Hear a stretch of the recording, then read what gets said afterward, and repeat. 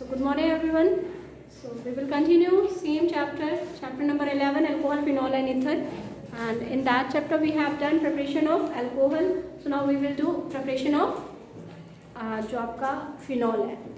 तो फिनॉल के प्रिपरेशन के लिए 3-4 मेथड है आपके पास. सबसे पहले लिखो प्रिपरेशन ऑफ फिनॉल.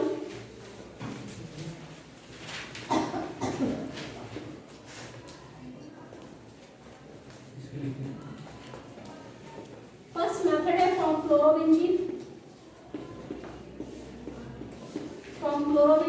और ये आपने हेलोजेंस में की हुई है रिएक्शन. NaOH दो स्टेप की आपकी रिएक्शन थी. इफ यू रिमेंबर ONA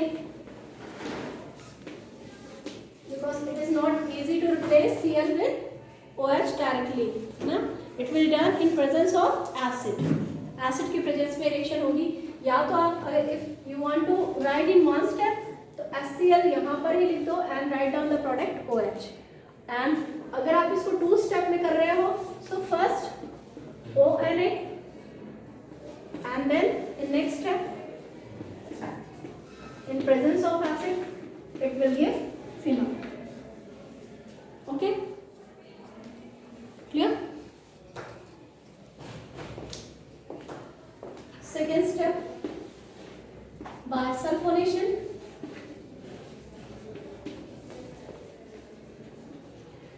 पहले बेटा आपने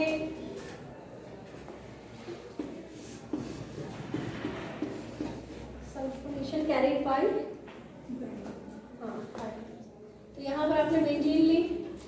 सल्फोनेशन आपको पता है कंसंट्रेट H2SO4. ठीक है. बुक में ऑलियम भी लिखा है तो ऑलियम भी क्या है H2S2O8. ओके, तो वो भी आपका करेक्ट है. इसमें से जो भी लेना चाहो. क्या बनेगा benzene sulphonic acid. Benzene sulphonic acid. Okay, benzene sulphonic acid. यहाँ पर आपने लेना है NaOH. तो ये आपका वापस कैरिड बाय एसिड क्योंकि आपको पता है कि डायरेक्ट OH नहीं O इसका सोडियम सॉल्ट बनेगा एंड देन आपका फिनॉल नेक्स्ट स्टेप में बनेगा base in presence of acid. ठीक है.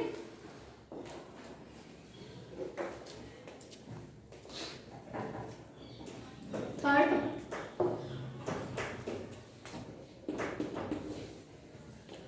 from cumene.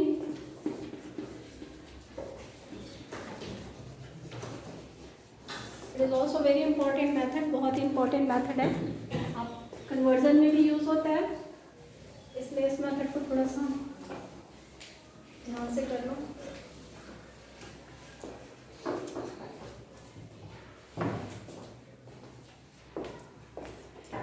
तो क्यूमीन क्या है? ये आपका बेंजीन हो गया और इसमें प्रोपाइल ग्रुप अटैच होगा. कौन सा ग्रुप? प्रोपाइल.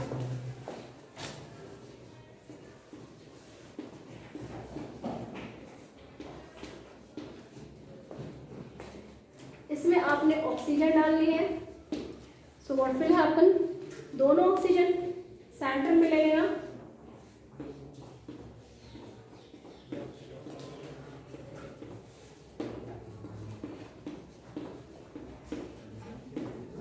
ओके, ठीक है.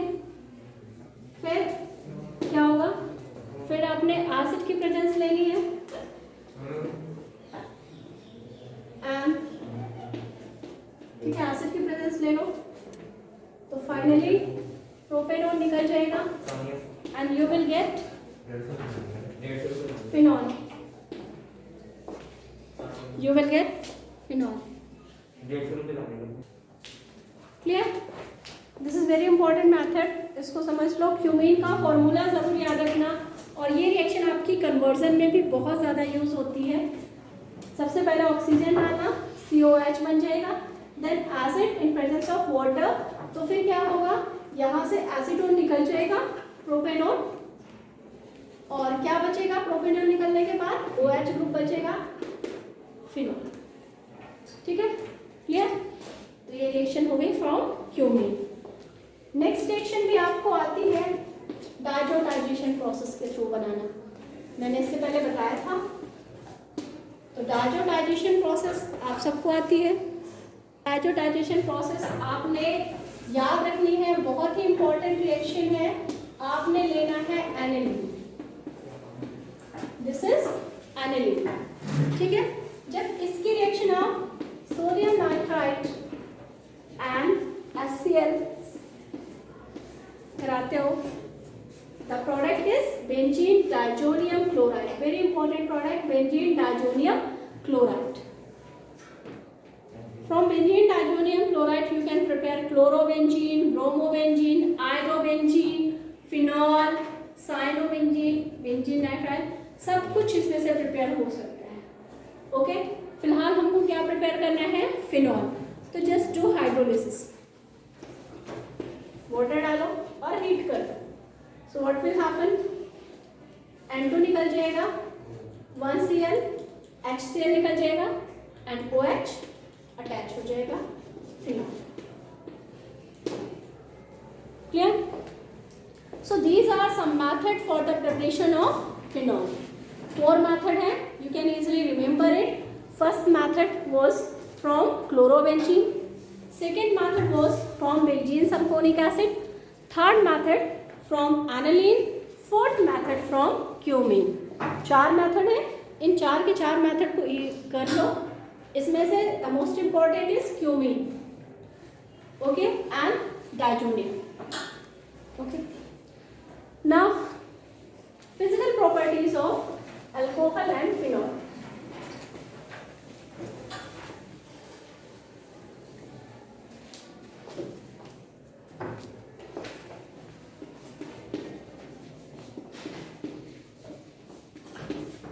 Write down physical properties of alcohol and phenol.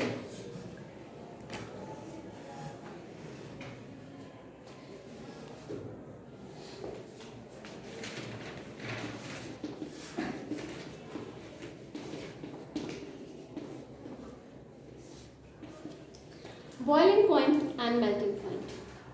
Boiling point जो है अल्कोहल एंड फिनॉल का, if I am comparing with hydrocarbon, ether, aldehyde, ketone, तो सबसे इनका बॉइलिंग एंड मेल्टिंग पॉइंट ज़्यादा होता है। एंड द रीज़न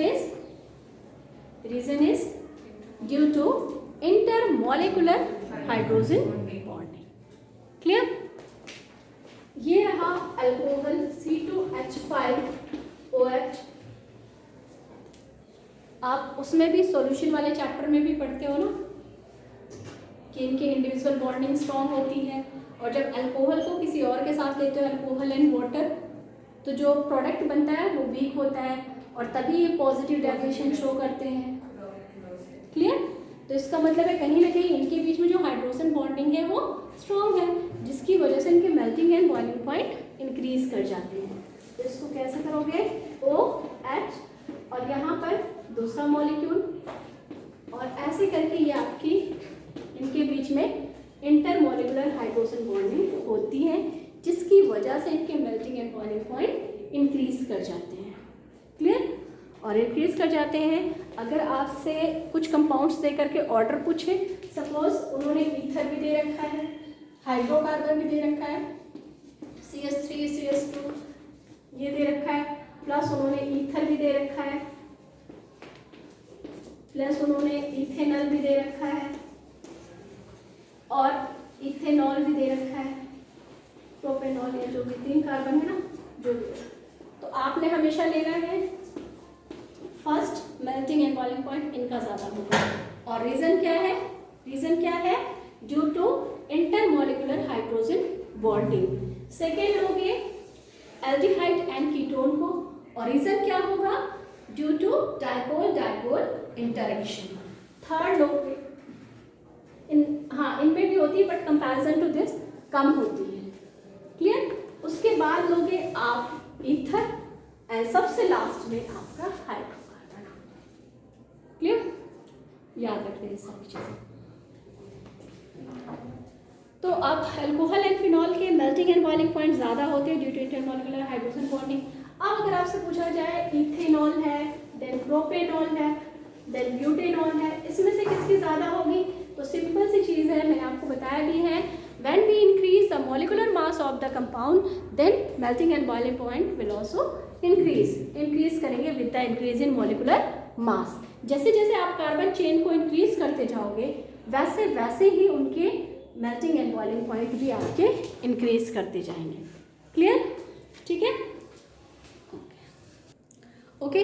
तो जैसे जैसे हम मॉलिकुलर मास इंक्रीज करते जाएंगे, कार्बन चेन इंक्रीज करते जाएंगे, मेल्टिंग एंड बॉइलिंग पॉइंट भी इंक्रीज करता जाएगा। क्यों? आपको पता ही है कि अगर किसी का मॉलिकुलर मास ज़्यादा है तो उसको मेल्ट होने में टाइम लगेगा, ठीक है। उसको मेल्ट होने के लिए मुझे ज़्यादा से ज़्यादा हीट देनी पड़ेगी, तो melting and boiling point increase हो जाएंगे। ओके, अब नेक्स्ट आता है सॉल्युबिलिटी। और सॉल्युबिलिटी के लिए भी मैंने कहा ना, जब भी वो क्वेश्चन पूछे कि भाई ये कार्बन कंपाउंड है, कोवेलेंट कंपाउंड है, but it is soluble in water, तो उठा करके सिर्फ आपने एक ही आंसर उसमें चिपका देना है, due to intermolecular hydrogen bonding, ठीक है। तो अगर यहाँ भी आपका अल्कोहल एंड फिनॉल आता है, क्यों सॉल्युबल है अल्कोहल वाटर में? तो सिंपल सी चीज़ है, ये रहा आपका अल्कोहल C2H5OH ऑक्सीजन है, और यहाँ पर ये वाटर मॉलिक्यूल के साथ क्या कर लेगा?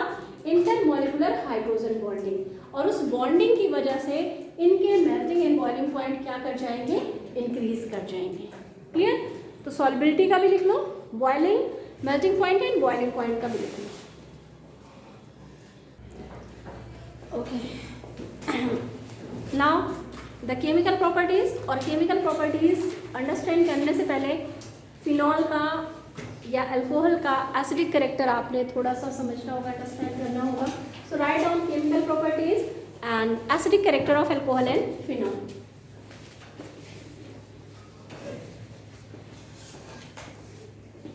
Acidic character of alcohol and phenol. तो एसिडिक करेक्टर,